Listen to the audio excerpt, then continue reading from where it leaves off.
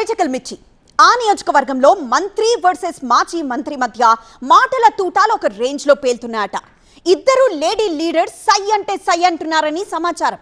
నియోజకవర్గం నీ అయ్య జాగీరా అని మాజీ మంత్రి అంటూ ఉంటే, అవును పక్కా లోకల్, ఈ నియోజకవర్గం మా అయ్య జాగీరే అని కౌంటర్ ఇస్తున్నారట తాజా మంత్రి.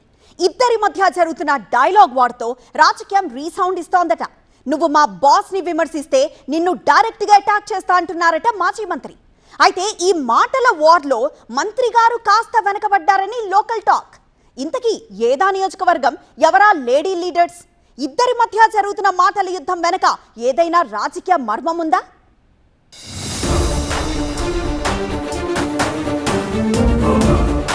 ఎవరయ్య జాగీర్? మా అయ్య జాగీరే.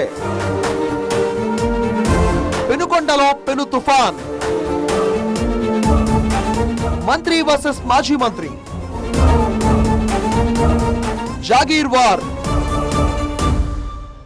ఉమ్మడి అనంతపురం జిల్లా పెనుకొండ నియోజకవర్గంలో మంత్రి సవిత, మాజీ మంత్రి ఉషశ్రీ చరణ్ మధ్య రోజు రోజుకు మాటల యుద్ధం పీక్స్ కు చేరుతోంది. పెనుకొండ పాలిటిక్స్ ను వేడెక్కిస్తోంది. మాటల యుద్ధంలో ఈ ఇద్దరు మహిళా నేతలు ఎక్కడా తగ్గడం లేదట. కూటమి సర్కార్ అధికారంలోకి వచ్చిన కొత్తలో మంత్రి సవిత, మాజీ మంత్రి ఉషశ్రీ చరణ్ కు తమ సొంత పార్టీల్లో ఇంటి పొర తప్పలేదట. అప్పట్లో ఇద్దరు ఒకరినొకరు విమర్శించుకున్న తర్వాత సైలెంట్ అయిపోయారని సమాచారం. ఇప్పుడు 2 ఏళ్ల తర్వాత ఈ లేడీ లీడర్లిద్దరూ మరింత వైలెంట్ గా మాటల తూటాలను పేల్చుకుంటున్నారు. ఇద్దరు ఒకరినొకరు డైరెక్ట్ గా అటాక్ చేసుకోవడంతో పెనుకొండలో పెను తుఫాన్ చెలరేగుతోందని, నియోజకవర్గ రాజకీయాలు గరంగా మారాయని లోకల్ టాక్. ఇద్దరి మధ్య మాటల సమరంతో స్థానిక సంస్థల ఎన్నికలకు ముందే జిల్లాలో రాజకీయ వాతావరణం వేడెక్కిందంటున్నారు. ఈ మధ్య పెనుకొండలో వైసీపీ నేత ఉషశ్రీ చరణ్ నిర్వహించిన వెన్నుపోటుకు 2 ఏళ్ల కార్యక్రమంలో మంత్రి సవితపై ఆమె ఒంటికాలపై విరుచుకుపడ్డారు. అత్యంత ఘాటు పదజాలంతో విమర్శలు చేశారు. పెనుకొండ ఏమైనా మీ అయ్య జాగీరా అంటూ సవితపై ఉషశ్రీ చరణ్ ఓ రేంజ్ లో రెచ్చిపోయారని సమాచారం. మద్యం షాపుల్లో బాటిల్కు 10 రూపాయలు సవిత వసూలు చేస్తున్నారని ఉషశ్రీ ఆరోపించారు. సొంత పార్టీ కార్యకర్తల్ని ఇబ్బందులు పెడుతున్న సవితకు జగన్ ని విమర్శించే స్థాయి లేదంటూ ఉషశ్రీ చేసిన కమెంట్లు పెనుకొండలో కాకపుట్టించాయట. జగన్ ను మంత్రి టార్గెట్ చేస్తే తాను మంత్రిని టార్గెట్ చేస్తా అంటున్నారట మాజీ మంత్రి ఉషశ్రీ చరణ్.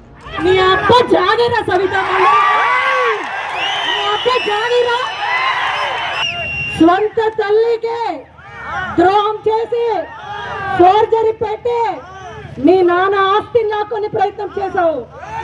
స్వంత తల్లికి అన్నం పెట్టలేదు, నువ్వు ఒక అన్నపూర్ణ క్యాంటీన్ పెడతావా? ఇదే పెనుగొండలో ప్రతి బాటిల్ పైన 10 రూపాయలు తింటున్నావు, తాగుతున్నావు. సిగ్గులేదు నీకు? నీ అర్హత ఏమి? మీ మామకు వెన్నుపోటు పొడిచి ఫోర్జరీ కొట్టి డబ్బొస్తే నువ్వు మంత్రి అయినావు. ఇంకొకసారి జగన్మోహన్ రెడ్డి గారి గురించి మాట్లాడితే తోలు తీస్తా. ఉషశ్రీ చరణ్ వ్యాఖ్యలకు మంత్రి సవిత గట్టిగానే కౌంటర్ ఇచ్చారు. ఎస్, పెనుకొండ మా అయ్య జాగీరే. పక్కా లోకల్ అయిన తనకే ఇక్కడి ప్రజలతో అనుబంధం ఉందని, వలస వచ్చిన ఉషశ్రీకి పెనుకొండతో ఏం సంబంధం అంటూ మంత్రి సవిత ఎదురుదాడి చేశారట. 2014 ఎన్నికలకు ముందు రాజకీయాల్లోకి వచ్చిన ఉషశ్రీ ప్రతి ఎన్నికల్లో నియోజకవర్గాన్ని మార్చారంటూ ఎద్దేవా చేశారట. వచ్చే ఎన్నికల తర్వాత బెంగళూరు వెళ్లడానికి తట్టాబుట్టా సర్దుకోవాలని ఉషశ్రీని ఉద్దేశించి మంత్రి సవిత విమర్శల డోస్ మరింత పెంచారని టాక్. ఇక జగన్ ని విమర్శిస్తూనే ఉంటా, ఏం చేస్తారో చూస్తా అని ఉషశ్రీకి గట్టిగానే కౌంటర్ ఇచ్చారు సవిత. యువత ద్రోహి జగన్మోహన్ రెడ్డి గారు. ఐదేళ్లు అధికారంలో ఉన్నప్పుడు జగన్మోహన్ రెడ్డి గారికి డిఎస్సి గురించి గుర్తు రాలేదు. జగన్మోహన్ రెడ్డి గారు ఇంటికి పంపించిన తర్వాత జగన్మోహన్ రెడ్డి గారు ఈరోజు డిఎస్సి గురించి ఎంత పారదర్శకంగా జరిగిందో, ఎంత లీగల్గా ఎవరైతే అర్హులు ఉన్నారో వారందరికీ పద్ధతి ప్రకారము, చట్ట పద్ధతి ప్రకారం మేము డిఎస్సి పూర్తి చేస్తే ఆ డిఎస్సి కూడా పూర్తి చేయకూడదని చెప్పి 160 కేసులు వేసిన ద్రోహి జగన్మోహన్ రెడ్డి గారు. అయితే పెనుకొండలో ఉషశ్రీ చరణ్ అగ్రెసివ్ పాలిటిక్స్ తో దూసుకెళ్తుంటే మంత్రి సవిత కాస్త వెనకబడ్డారనే చర్చ జరుగుతోందట. ఉషశ్రీకి సవిత సరైన రీతిలో కౌంటర్ ఇవ్వలేకపోతున్నారని తెలుగు తమ్ముళ్లు గుసగుసలాడుకుంటున్నారని సమాచారం. మాజీ మంత్రి ఉషశ్రీ అటాకింగ్ మోడ్ తో పోలిస్తే సవిత కాస్త స్లో అయ్యారా అన్న అనుమానాలు వ్యక్తమవుతున్నాయని టాక్. అయితే త్వరలో స్థానిక సంస్థల ఎన్నికలు జరగనున్న నేపథ్యంలో పెనుకొండలో ఈ ఇద్దరు లేడీ లీడర్స్ పొలిటికల్ టోన్ పెంచారని చెప్తున్నారు. వీళ్ళిద్దరి మధ్య జరుగుతున్న పెనుకొండ యుద్ధం ఎటు దారి తీస్తుందో చూడాలంటున్నాయి లోకల్ పొలిటికల్ సర్కిల్స్. కొడితే కుంభస్థలాన్నే కొట్టాలంటోందట బీఆర్ఎస్. ఆ వీఐపీ నియోజకవర్గం పైనే గులాబీ దళం ఫుల్ గా ఫోకస్ చేసిందని టాక్. బీఆర్ఎస్ మాజీ ఎమ్మెల్యే ఆ నియోజకవర్గంలో కాళ్లకు బలపం కట్టుకొని తిరుగుతున్నారట. అక్కడ గనక గెలిస్తే రాష్ట్రంలో తమదే అధికారమని వార్ వన్ సైడ్ అయి కారు జోరుగా దూసుకుపోతుందని లెక్కలు వేసుకుంటున్నారట.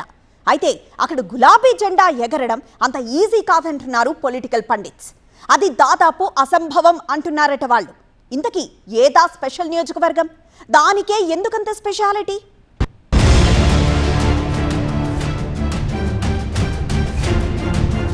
తెలంగాణలోని కీలక నియోజకవర్గాల్లో అది కూడా ఒకటి. అధికార పార్టీకి అధికార పీఠం లాంటి ఆ నియోజకవర్గం ప్రతిపక్షాలకు కొరకరాని కొయ్యగా ఉందట. అధికార కాంగ్రెస్ ఫుల్ ఫోకస్ పెట్టే ఆ నియోజకవర్గంలో వచ్చే ఎన్నికలకు ఇప్పటి నుంచే ప్రణాళికలు సిద్ధం చేసుకుంటున్నాయి ప్రతిపక్షాలు. ప్రధానంగా బీఆర్ఎస్ అధిష్టానం ఇప్పటి నుంచే అస్త్రాలకు పదును పెడుతోందని సమాచారం. ఇక గులాబీ హైకమాండ్ కు తగ్గట్టుగానే ఆ పార్టీకి చెందిన మాజీ ఎమ్మెల్యే కూడా స్పీడ్ పెంచారట.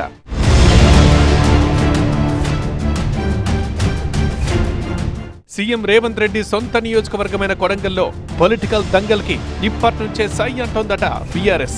రాబోయే ఎన్నికల కోసం ఇప్పటికే కసరత్తులు షురూ చేసిందని సమాచారం. సీఎం రేవంత్ ని ఆయన సొంత నియోజకవర్గంలోనే ఓడిస్తామని బీఆర్ఎస్ బడా నేతలు కేటీఆర్, హరీష్ రావులు ఇప్పటికే కామెంట్ చేశారు. దీంతో ఇన్నాళ్లు పొలిటికల్ గా పెద్దగా హడావుడి లేని కొడంగల్లో ఒక్కసారిగా రాజకీయాలు వేడెక్కాయని చెబుతున్నారు. అటు బీఆర్ఎస్ హైకమాండ్ కు తోడు మాజీ ఎమ్మెల్యే పట్నం నరేందర్ రెడ్డి కూడా నియోజకవర్గంపై ఫోకస్ పెంచారని లోకల్ టాక్.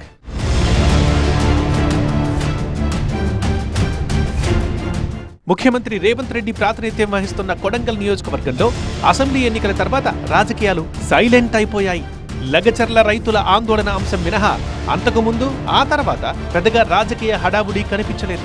అయితే రోజులు గడుస్తున్న కొద్దీ కీలకమైన కొడంగల్ నియోజకవర్గంపై ప్రతిపక్ష బీఆర్ఎస్ స్పెషల్ ఫోకస్ పెట్టిందని లోకల్ పొలిటికల్ సర్కిల్స్ లో చర్చ జరుగుతోందట.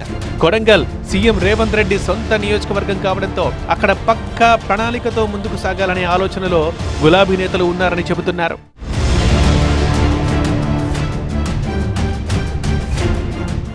ఇక కొడంగల్పై బీఆర్ఎస్ అధిష్టానం దృష్టి సారించడంతో మాజీ ఎమ్మెల్యే పట్నం నరేందర్ రెడ్డి సైతం నియోజకవర్గంపై దృష్టి పెంచారట. వారంలో 3-4 రోజుల పాటు ఆయన నియోజకవర్గంలో విస్తృతంగా పర్యటిస్తున్నారు. ముఖ్య నాయకులు, కార్యకర్తలతో సమావేశాలు నిర్వహిస్తున్నారు. గ్రామాల్లో పండుగలు, వేడుకలకు హాజరవుతూ నిత్యం క్యాడర్తో టచ్ లో ఉంటున్నారని సమాచారం. సీఎం రేవంత్ రెడ్డి ఫోకస్ ఉండే నియోజకవర్గం కావడంతో అక్కడ గులాబీ పార్టీ పట్టు కోల్పోకుండా చూసేందుకు పక్కా ప్రణాళికతో ముందుకు సాగుతున్నారట పట్నం.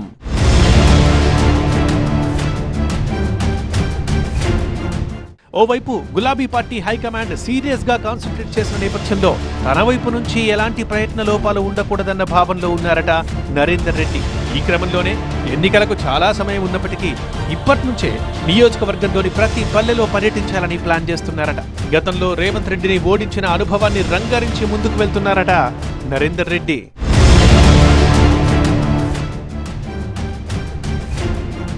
ఇక గతంతో పోలిస్తే కొడంగల్ నియోజకవర్గంలో కాంగ్రెస్ పార్టీకి, మరీ ముఖ్యంగా సీఎం రేవంత్ రెడ్డికి ప్రజాదరణ పెరిగిందట. ఆయన ముఖ్యమంత్రి కావడం, నియోజకవర్గ అభివృద్ధి కోసం వేల కోట్ల రూపాయల నిధులు ఖర్చు పెట్టి పనులు చేస్తుండటంతో కొడంగల్లో రేవంత్ ని ఓడించడం కష్టమే అని local political circles భావిస్తున్నాయట.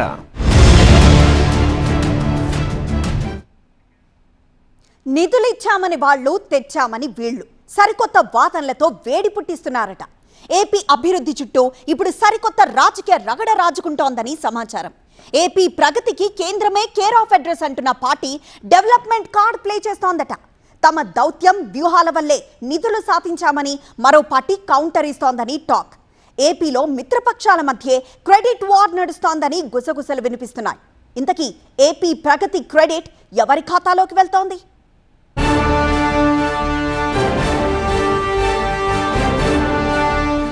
Amaravati, B అంటే పోలవరం,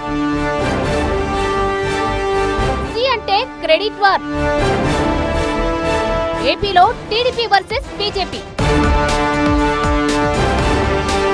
ఆంధ్రప్రదేశ్ కు నిధులు వెల్లువెత్తుతున్నాయట.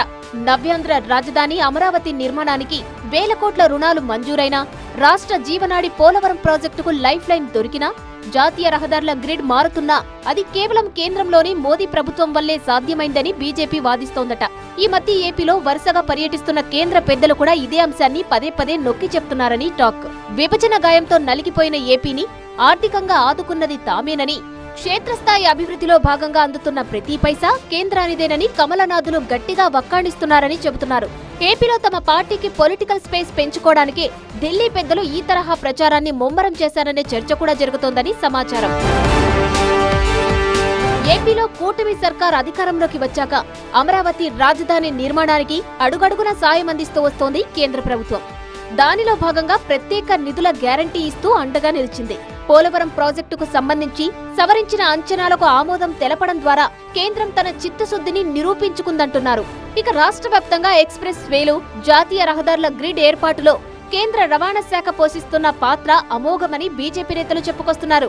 గ్రీన్ హైడ్రోజన్ ప్లాంట్లు, బల్క్ డ్రగ్ పార్కులు, విశాఖ పోర్ట్ ఆధునీకరణ ద్వారా రాష్ట్రంలో భారీగా ఉపాధి అవకాశాలను కేంద్రం కల్పిస్తోందని కమలనాథులు ప్రచారం చేస్తున్నారట. అయితే క్రెడిట్ మొత్తాన్ని బీజేపీ తన ఖాతాలో వేసుకుంటుంటే చూస్తూ ఊరుకోవడానికి టీడీపీ సిద్ధంగా లేదట. కేంద్రం నిధులు ఇచ్చింది అనడం కంటే తామే ఢిల్లీ వెళ్లి సాధించి తెచ్చామని చెప్పడం సబబు అంటోందట టీడీపీ. కేంద్రంలో కింగ్ మేకర్ గా చక్రం తిప్పుతున్న సీఎం చంద్రబాబు వ్యూహాలు, దౌత్య నీతితోనే ఏపీకి ఈ స్థాయిలో నిధుల కేటాయింపులు జరిగాయంటూ బీజేపీకి తమ్ముళ్లు కౌంటర్ ఇస్తున్నారని టాక్.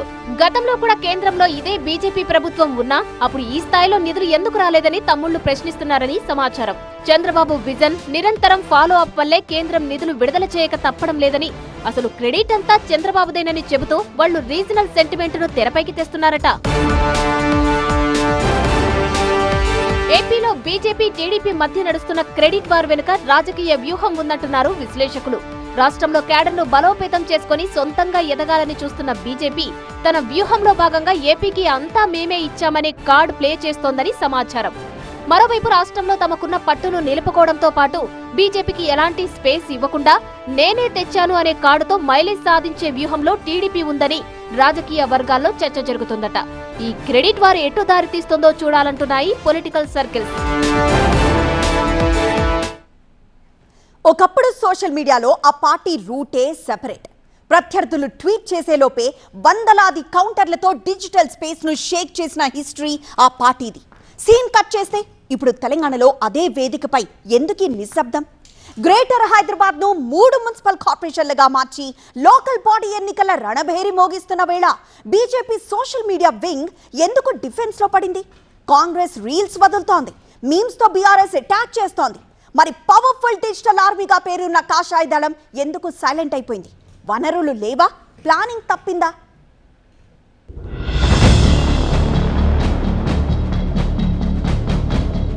జాతీయ స్థాయిలో బీజేపీ డిజిటల్ నెట్వర్క్ అంటే ఒక బ్రాండ్. లెఫ్ట్ పార్టీలను కార్నర్ చేయాలన్నా, కర్ణాటకలో కాంగ్రెస్ ను డిఫెన్స్ లో పడేయాలన్నా సెకండ్లలో కాంటెంట్ రెడీ అయిపోతుంది. కానీ హైదరాబాద్కు వచ్చేసరికి ఆ వేగం అమాంతం పడిపోతోందట. క్యాడర్ లో ఊపున్నా సోషల్ మీడియాలో ఆ అటాకింగ్ మోడ్ కనిపించడం లేదని టాక్. ప్రత్యర్థులు చేస్తున్న ట్రోల్స్ కు, మీమ్స్ కు వెంటనే కౌంటర్ ఇచ్చే ఫాస్ట్ రెస్పాన్స్ టీమ్ తెలంగాణ కమలంలో యాక్టివ్ గా లేవని చెబుతున్నారు. ఒకప్పుడు ట్రెండింగ్ లో టాప్ లో ఉండే హ్యాష్ ట్యాగ్లు ఇప్పుడు ఎందుకు వెనకబడుతున్నాయి అన్న మాట వినిపిస్తోంది. ఈ డిజిటల్ యుగంలో కేవలం కార్యకర్తల్లో ఉత్సాహం ఉంటే సరిపోదు. దాని వెనక ఒక కాంటెంట్ ఫ్యాక్టరీ నడవాలి. ప్రొఫెషనల్ వీడియో ఎడిటర్లు, మీమ్ మేకర్లు, డేటా అనలిస్టులు ఉంటేనే ఆన్లైన్ లో యుద్ధం సాధ్యం. తెలంగాణ బీజేపీలో మారిన నాయకత్వ సమీకరణలు, అంతర్గత సమన్వయ లోపం ఈ డిజిటల్ వింగ్ ను కాస్త కన్ఫ్యూజన్ లో పడేశాయని చెబుతున్నారు. తమ దగ్గర టాలెంట్ ఉన్న యువతున్నారని, కానీ ఎవ్వరికీ ఏ కాంటెంట్ పంపాలో, ఎప్పుడు అటాక్ చేయాలో గైడ్ చేసే కమాండింగ్ వ్యవస్థ లేదని బీజేపీ క్యాడర్ బహిరంగంగానే చెబుతున్నారట.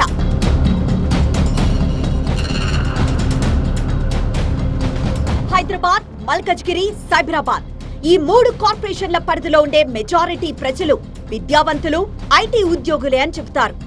ఇక్కడ ఓటు పడాలంటే స్మార్ట్ ఫోన్ స్క్రీన్స్ ను క్యాప్చర్ చేయాలి. కేంద్ర నిధుల కేటాయింపులపై కాంగ్రెస్ చేస్తున్న ప్రచారానికి తమ డిజిటల్ మీడియా గట్టిగా కౌంటర్ ఇవ్వలేకపోతోందని బీజేపీ క్యాడర్ వాపోతుందట. డిజిటల్ స్పేస్ ను ప్రత్యర్థులు పూర్తిగా ఆక్యుపై చేయకముందే తెలంగాణ బీజేపీ తన పాత విశ్వరూపాన్ని ప్రదర్శించాలని వాళ్ళు కోరుతున్నారు. కానీ నేతల మధ్య విభేదాలతో పార్టీలోనే ఒకరిపై మరొకరు సెటార్లు వేస్తూ విమర్శలు చేస్తూ పోస్టులు పెడుతున్నారని బీజేపీలో టాక్. ఇది హైకమాండ్ దృష్టికి వెళ్లడంతో సొంత సోషల్ మీడియా టీమ్స్ ను ఎవరికి వాళ్ళు అదుపులో పెట్టుకోవాలని, పార్టీకి నష్టం చేస్తే సహించే ప్రసక్తే లేదు అంటూ స్ట్రాంగ్ వార్నింగ్ ఇచ్చిందట. ప్రత్యర్థి పార్టీలను టార్గెట్ చేయాల్సిన సోషల్ వింగ్ అంతర్గత ఇబ్బందులతో ఆశించిన స్థాయిలో పర్ఫామ్ చేయడం లేదని సమాచారం. లీడర్ల సొంత టీంలో పార్టీ సోషల్ మీడియా వింగ్ కలిసికట్టుగా సాగితేనే డిజిటల్ వార్లో కాషాయ దళం పై చేయి సాధించే ఛాన్స్ ఉందంటున్నారట కార్యకర్తలు. ఆ నియోజకవర్గంలో ఒక్కసారి వైసీపీ నుంచి పోటీ చేసిన నేతకు తిరిగి పోటీ చేసే అవకాశం రాదట. ప్రతిసారి ఎన్నికలకు ముందు 60 మంది కొత్త నేతలు రంగప్రవేశం చేస్తారని సమాచారం. అక్కడ ఆల్రెడీ ఎమ్మెల్యేగా ఉన్న నేతపై అసంతృప్తి వ్యక్తం చేయడంతో పాటు అవినీతి ఆరోపణలు, క్యాడర్ను పట్టించుకోవడం లేదంటూ ప్రచారం చేస్తారని టాక్. అందరూ కలిసి వీలైనంత బురద జల్లేందుకు సాయశక్తులా ప్రయత్నిస్తారని సమాచారం. ఇంత చేసినా వాళ్లకు కాకుండా కొత్త వాళ్లకు అవకాశం దక్కుతుందట. గత 3 ఎన్నికల్లోనూ టికెట్ కోసం కాచు కూర్చున్న 60 మంది నేతలకు నిరాశే మిగులుతోందని సమాచారం. ఇక అసంతృప్త వాతుల ప్రచారానికి బలైన ఎమ్మెల్యేలు పార్టీ మారడమా లేదా మరో నియోజకవర్గం చూసుకోవడమో చేయాల్సిందేనట. ఇంతకీ ఏదా నియోజకవర్గం?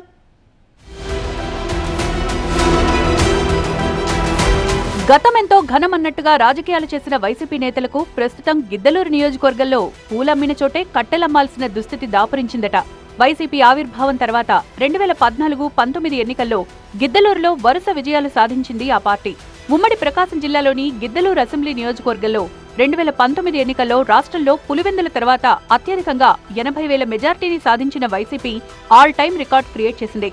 అలాంటిది 2024లో ముచ్చటగా 3వసారి కూడా ఇక్కడ వైసీపీ గెలిచి హ్యాట్రిక్ కొడుతుంది అనుకుంటే చివరకు ఓటమితో చతికిల పడాల్సి వచ్చిందట. గిద్దలూరులో వైసీపీ చతికిల పడడానికి కారణం లేకపోలేదంటున్నాయి పార్టీ వర్గాలు. ఇక్కడి నుంచి వైసీపీ తరపున ఓసారి పోటీ చేసిన నేతకు మరోసారి పోటీ చేసే అవకాశం రావడం లేదని సమాచారం. ఇక ఎన్నికలకు ముందు ఓ 1/2 డజన్ మంది నేతలు గిద్దలూరులో వాల్తారట. సిట్టింగ్ ఎమ్మెల్యేకు వ్యతిరేకంగా అధిష్టానం దగ్గర పావులు కదిపి ఈసారి తమకే టికెట్ ఇవ్వాలని మంత్రాంగం నడుపుతారని టాక్. దీంతో ఈ గుంపుగోల పడలేక అధిష్టానం కొత్త నేతను తెరపైకి తీసుకొచ్చి పోటీ చేయిస్తోందని పార్టీ వర్గాలు చెప్తున్నాయి. 2014 నుంచి 24 వరకు ఇదే తంతు నడిచినట్టు సమాచారం. 2024 ఎన్నికల్లో మార్కాపురం నుంచి వలసొచ్చి గిద్దలూరులో పోటీ చేసి ఓడిపోయారు మాజీ ఎమ్మెల్యే కుందూరు నాగార్జున రెడ్డి. ఇప్పుడు ఆయనే గిద్దలూరు వైసీపీ ఇన్ఛార్జిగా ఉన్నారు. రాబోయే ఎన్నికల్లో ఆయన్ను తప్పించి స్థానిక నేతలకు టికెట్ ఇవ్వాలంటూ ఆ 1/2 డజన్ మంది గ్యాంగ్ లీడర్స్ మళ్లీ రంగంలో దిగి పావులు కదుపుతున్నారట. గత ఎన్నికల్లో ఓడిపోయిన తర్వాత పోయిన చోటే వెతుక్కోవాలి అన్న లక్ష్యంతో గిద్దలూరు నియోజకవర్గంలో పనిచేస్తోన్న నాగార్జున రెడ్డికి ఈ పరిణామాలు తలనొప్పిగా మారాయట. గిద్దలూరులో సీనియర్ల పేరుతో వైసీపీకి నష్టం తెస్తోన్న ఆ 1/2 డజన్ మంది నేతల మాటలను అధిష్టానం పట్టించుకోకూడదంటున్నారు నాగార్జున రెడ్డి అనుచరులు. ఉమ్మడి ప్రకాశం జిల్లాలోని అత్యంత వెనుకబడ్డ నియోజకవర్గాల్లో గిద్దలూరు ఒకటి. 1967 ఎన్నికల వరకు కర్నూలు జిల్లాలో ఉన్న గిద్దలూరు 1970లో ప్రకాశం జిల్లా ఏర్పడిన తర్వాత జిల్లాలో భాగమైంది. టీడీపీ ఆవిర్భావం తర్వాత ఇప్పటి వరకు ఇక్కడ 11 సార్లు ఎన్నికలు జరిగాయి. అప్పటి నుంచి టీడీపీ 5 సార్లు, కాంగ్రెస్ 2 సార్లు, వైసీపీ 2 సార్లు, ప్రజారాజ్యం 1 సారి, స్వతంత్ర అభ్యర్థి 1 సారి విజయం సాధించారు. ఇక 2004 తర్వాత 20 ఏళ్ల పాటు ఇక్కడ టీడీపీ జెండా ఎగిరిందే లేదు. ఎట్టకేలకు 2024లో ఇక్కడ గెలిచి టీడీపీ జెండాను ముత్తుముల అశోక్ రెడ్డి ఎగరేశారు. 2019 ఎన్నికల్లో గిద్దలూరులో వైసీపీ టికెట్పై పోటీ చేసిన అన్నా రాంబాబు నియోజకవర్గంలో రికార్డు స్థాయి మెజార్టీతో గెలుపొందారు. ఆ తర్వాత అన్నా రాంబాబుపై గిద్దలూరులోని రెడ్డి సామాజిక వర్గ నేతలు అసంతృప్తి వ్యక్తం చేశారట. 2024 ఎన్నికల్లో సిట్టింగ్ ఎమ్మెల్యే అన్నా రాంబాబుకు టికెట్ దక్కకుండా చేసేందుకు పావులు కదిపారని సమాచారం. దీంతో అన్నా రాంబాబు మనస్తాపానికి గురయ్యారట. అయితే 2024 ఎన్నికల్లో గిద్దలూరు నుంచి మార్కాపురం నేత కుందూరు నాగార్జున రెడ్డిని బరిలోకి దించింది వైసీపీ అధిష్టానం. మార్కాపురం నుంచి అన్నా రాంబాబుకు అవకాశం కల్పించారు. ఈ పరిణామంతో ఇటు గిద్దలూరు అటు మార్కాపురం 2 చోట్ల వైసీపీ అభ్యర్థులు ఓటమి పాలయ్యారు. అయితే వైసీపీకి కంచుకోట లాంటి గిద్దలూరులో పార్టీ లీడర్లు, క్యాడర్ ఒకే తాటిపైకొస్తే రాబోయే ఎన్నికల్లో గెలుపు నల్లేరుపై నడకే అని పార్టీ వర్గాలు భావిస్తున్నాయట. ఇక వైసీపీ నుంచి టీడీపీలోకి వలస వెళ్లిన వాళ్లందరినీ తిరిగి పార్టీలో చేర్చుకోవాలనే ప్రయత్నాలు ముమ్మరం చేశారని సమాచారం. గిద్దలూరు నియోజకవర్గంలో కాపులు 27%, రెడ్లు 21%, ముస్లింలు 15%, కమ్మ 4%, ఎస్సీలు 12%, బీసీ కులాలు 21% ఉన్నాయని చెప్తారు. ఇక్కడ ఎలా చూసినా ఈసారి గెలుపు తమదే అనే ధీమాలో వైసీపీ నేతలున్నారని లోకల్ టాక్. అయితే ఎప్పట్లాగే స్థానికేతర అంశాన్ని తెరపైకి తీసుకొచ్చి ఇన్ఛార్జి నాగార్జున రెడ్డికి టికెట్ ఇవ్వకుండా అడ్డుకునే అరడజన్ మంది గ్యాంగును మాత్రం అధిష్టానం కట్టడి చేయాలంటున్నారు వైసీపీ క్యాడర్. అలా కాకుండా ప్రతి ఎన్నికల్లో చేసినట్టు ఈసారి కూడా పని చేసుకుంటూ వెళ్తున్న నేతను కాదని, కొత్త నేతకు ఎన్నికలకు ముందు టికెట్ కేటాయిస్తే గెలవడం కష్టమే అని వాళ్లు వాపోతున్నారట. వైసీపీ అధిష్టానం గిద్దలూరు విషయంలో ఏం చేస్తుందో చూడాలంటున్నాయి లోకల్ పొలిటికల్ సర్కిల్. కాంగ్రెస్ కార్యకర్తలు, నేతలు ఎస్ఐఆర్ పై అప్రమత్తంగా ఉండాలన్నారు TPCC working president Jagga Reddy. SIR పై సంగారెడ్డి నియోజకవర్గ కాంగ్రెస్ కార్యకర్తలతో జగ్గారెడ్డి సమావేశాన్ని నిర్వహించారు. మోదీ, అమిత్ షా, ఈసీ సహకారంతో అసోం, బెంగాల్లో బీజేపీని గెలిపించారని, తెలంగాణలో కాంగ్రెస్ సానుభూతి పట్ల ఓట్ల చోరీ జరగకుండా చూడాలన్నారు జగ్గారెడ్డి. రేపటి నుంచి ఎవరి వార్డులో వాళ్ళు, ఎవరి గ్రామంలో వాళ్ళు నాయకులు, మీ యొక్క బిఎల్ఏ నాయకులు, మన ప్రజాప్రతినిధులు అందరూ కూడా ఈ 15 రోజులు ఫుల్ టైం ఇచ్చి అందరూ బిఎల్ఓ ఆఫీసర్ వెంబడి బిఎల్ఏ మన నాయకుడు తిరగాలి. ప్రధానమంత్రి మోడీ గారు, అమిత్ షా గారు ఎలక్షన్ కమిషన్ అడ్డం పెట్టుకొని మొన్న అస్సాం ఎలక్షన్ కానీ, లేకపోతే కలకత్తా ఎలక్షన్, బెంగాల్ ఎలక్షన్ కానీ అటో ఇటో 80 లక్షలు కోటి ఓటర్స్ని కొంత డిఫరెంట్ అని తీసుకొచ్చి తక్కువ ఓట్లతో పార్లమెంటు సీట్లు, అధికారాన్ని, అటు ఎమ్మెల్యే రాష్ట్రాలను గెలిపించుకునే ప్రయత్నం చేసుకుంటున్నారు. వాళ్ళు సక్సెస్ అవుతున్నారు. దాన్ని అరికట్టడానికే ఈ యొక్క జాగ్రత్త.